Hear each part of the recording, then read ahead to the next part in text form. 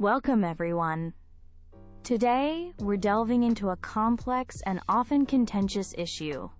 Is sponsorship from alcohol and gambling companies acceptable in the world of sports?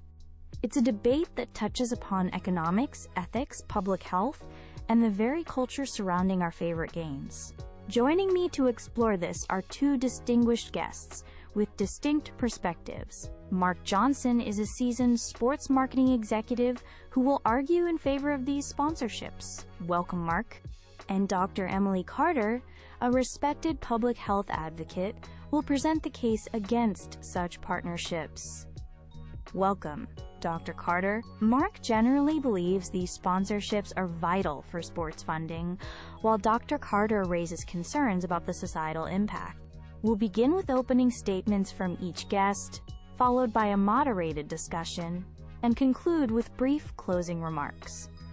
Let's aim for a constructive dialogue. Mark, if you would, please begin with your opening statement. Thank you, Sarah. Let's be direct. Sponsorship, including from alcohol and gambling firms, is the financial lifeblood for a significant portion of the sports industry. We're talking about funding for everything from grassroots development programs to major international events, stadium upkeep, and player salaries. Without this revenue stream, many sports teams and leagues would face serious financial hardship, potentially limiting accessibility and quality for fans.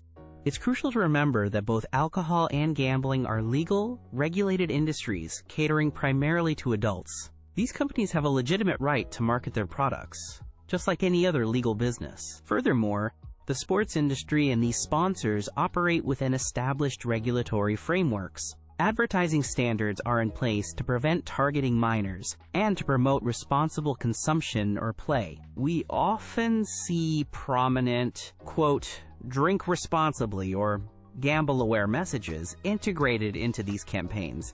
This isn't about encouraging harmful behavior. It's about partnering with legal entities in a controlled manner. Historically, sports have always had associations with various industries, adapting over time.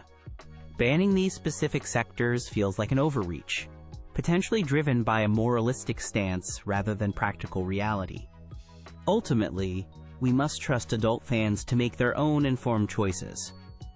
The focus should be on responsible advertising and individual accountability, not on crippling the financial foundations of sport based on the potential actions of a minority. These partnerships allow sports to thrive and bring joy to millions. Severing these ties would have significant, detrimental consequences that are often underestimated. Thank you, Sarah. While I acknowledge Mark's points regarding funding, I must frame this issue primarily through the lens of public health and ethics. Sports hold a unique place in our society. They are often family-centric events, watched and admired by millions, including a vast number of children and adolescents. Allowing alcohol and gambling companies to prominently sponsor teams, leagues, and broadcasts creates a powerful association. It implicitly links these potentially harmful activities with athletic prowess, success, and celebration. This constant exposure normalizes drinking and gambling. It risks lowering the perceived threshold of harm, particularly among young people whose critical faculties and understanding of risk are still developing. Research consistently shows a correlation between exposure to alcohol advertising and earlier initiation of drinking and higher consumption among young people. Similarly, the saturation of gambling ads, especially during live sports, contributes to the perception that betting is an integral part of the fan experience, potentially fostering problematic gambling behaviors. Mark mentions regulations and responsible messaging. Frankly, these are often insufficient. The sheer volume and visibility of the branding can easily overshadow the fine print warnings. Can we truly say these regulations effectively shield vulnerable populations, young fans, individuals recovering from addiction, from undue influence? I believe the evidence suggests otherwise. Sports organizations have a social responsibility that extends beyond financial viability. They are role models and cultural influencers, associating so closely with industries whose products cause significant societal harm. raises profound ethical questions we cannot ignore. Thank you both for those clear opening statements. Mark, Dr. Carter argues that current regulations are insufficient, particularly concerning the normalization effect on young people. How effective do you believe these safeguards truly are in practice? I believe they are substantially effective, Sarah. Advertising standards explicitly prohibit targeting minors. Content is vetted, and placement is considered. The quote, responsible drinking/gamble messages are mandatory and prominent in many jurisdictions. We can't create a completely sanitized environment. Children see advertising for many adult products. The key is regulation coupled with education and parental guidance, not outright bans that punish entire industries and sports ecosystems. Furthermore, the link between mere exposure and harmful behavior is often overstated. Many factors influence behavior. Sponsorship is just one small piece of a much larger puzzle. With respect, Mark, I disagree that the link is overstated, or that regulations are sufficient. The saturation is the issue. When a child's favorite team jersey features an alcohol logo, or when every commercial break during a match promotes betting odds, it's not just exposure, it's deep integration. These, quote, responsible gambling messages often appear fleetingly, dwarfed by the enticing offers and branding. They fulfill a regulatory requirement, but their practical impact in mitigating harm, especially impulsive betting behavior triggered by the ads themselves, is questionable. We've seen internal documents from advertising agencies in the past showing how campaigns subtly target younger demographics or create associations with desirable lifestyles, despite regulations. It's naive to assume all actors adhere strictly to the spirit, not just the letter, of the law. Dr. Carter raises a point about the pervasiveness. Mark, if these sponsorships were significantly reduced or banned, what are the realistic alternative funding models for sports? Is it truly viable? It would be incredibly challenging, Sarah, and likely lead to a contraction in the sports world. We might see higher ticket prices, reduced investment in community programs, lower broadcast quality, or even teams folding. Potential alternatives like increased public funding, different corporate sponsors, or fan ownership models exist theoretically, but none can easily replace the sheer scale of revenue generated by alcohol and gambling partnerships currently. These sectors invest heavily because they see a return, aligning their brands with the passion of sports fans. Finding other industries willing or able to invest at that same level is a huge uncertainty.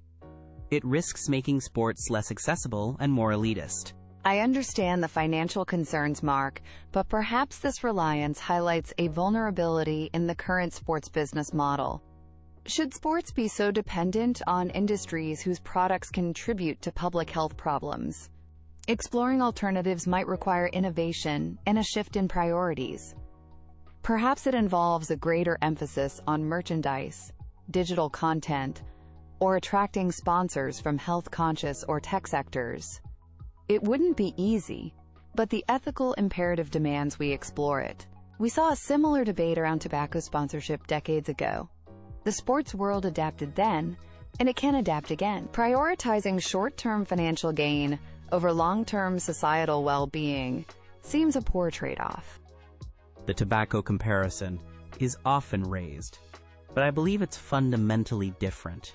Tobacco has no safe level of consumption and is directly lethal. Alcohol for adults can be consumed moderately, and gambling is a regulated leisure activity for most. Equating them ignores these crucial distinctions. Applying the same logic could lead down a slippery slope. Should we ban fast food sponsors? Sugary drinks? Cars? Where does it end? The scale of harm is the critical factor, Mark. Alcohol misuse and gambling addiction inflict enormous costs on individuals, families, and healthcare systems. While different from tobacco, the societal burden is undeniable and significant, and the slippery slope argument is a common deflection. We are discussing specific products with well-documented addictive potential and associated harms, heavily promoted through a medium with broad youth appeal. It's a specific, justifiable concern. A final point for discussion.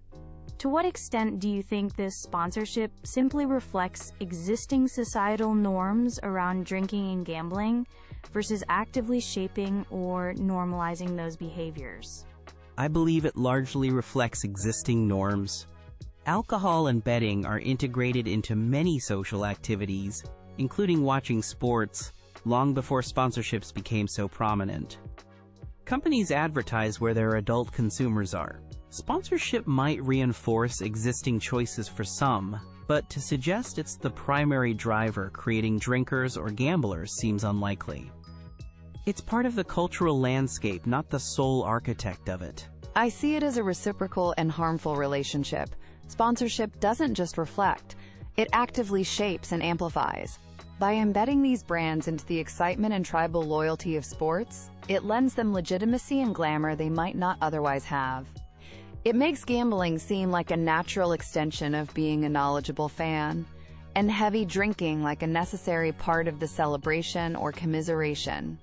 This shaping effect, especially on younger, more impressionable minds, is my core concern. In closing, while the financial arguments presented by Mark are valid considerations for the industry, they cannot overshadow the significant public health risks and ethical questions at stake. The pervasive association of sports with alcohol and gambling contributes to the normalization of these potentially harmful activities, particularly influencing young people and vulnerable groups. Current regulations, in my view, and supported by considerable evidence, are insufficient to mitigate these risks effectively. We must ask ourselves if the excitement and community spirit of sport should be leveraged to promote products that cause addiction and harm.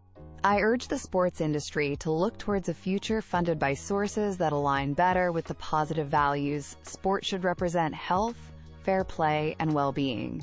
Thank you.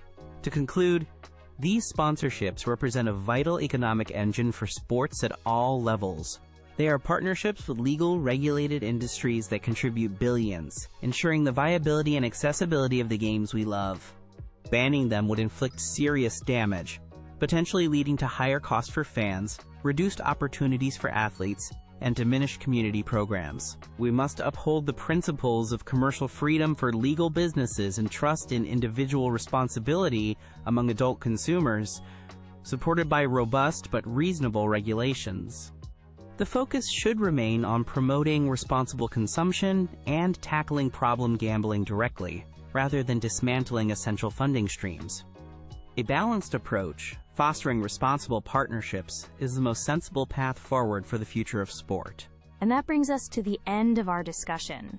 My sincere thanks to both Mark Johnson and Dr. Emily Carter for sharing their expertise and engaging in such a thoughtful, albeit challenging, debate. We've heard compelling arguments on both sides, highlighting the deep tension between the undeniable financial contributions of alcohol and gambling sponsors and the equally significant concerns regarding public health, ethics, and the message sent to fans, especially younger ones. It's clear there are no easy answers, but hopefully, today's conversation has provided valuable perspectives for our audience to consider. Thank you all for tuning in. Good afternoon.